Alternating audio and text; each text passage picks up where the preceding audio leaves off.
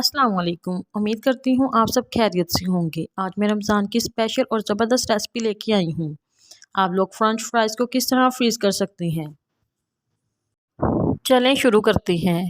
आलू मैंने ले लिए हैं और इनको छील लेंगे। छील के फ़ौरन पानी में डाल लेंगे। इस तरह आलू काले नहीं होंगे। अब सारे आलूओं के छिलके उतार लेंगे। इसी के साथ साथ अगर आप मेरे चैनल पर नए हैं तो मेरे चैनल को सब्सक्राइब कर दीजिए और बेल के आइकन को प्रेस कर दीजिएगा ताकि आने वाला हर नोटिफिकेशन आपको मिल सके। आलूओं का छिलका मैंने उतार लिया है। अब थोड़ी देर के लिए इनको पानी में रखेंगे ताकि आलू काले ना हों। अब यहाँ मैं आलूओं को काट लूँगी।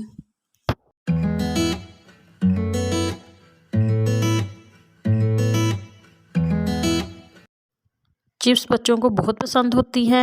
आप भी इसको फ्रीज़ करें और रमज़ान में इसको एंजॉय करें।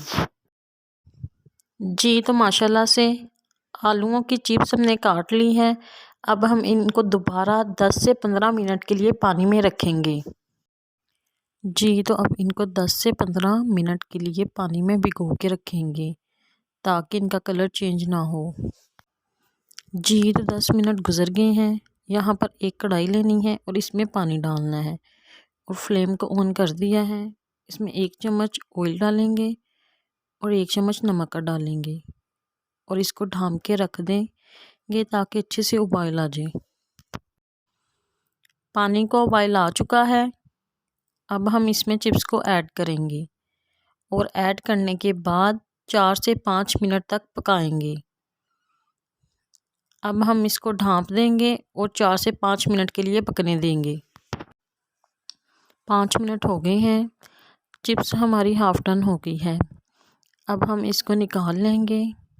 यहाँ देखिए चिप्स का कलर ज़रा भी चेंज नहीं हुआ।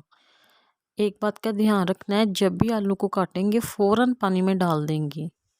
जी तो यहाँ मैंने कागज़ के ऊपर चिप्स को फैला दिया है। इसको आपने अच्छे तरीके से फैला देना है ताकि ये अच्छे से खुश्क हो जाए।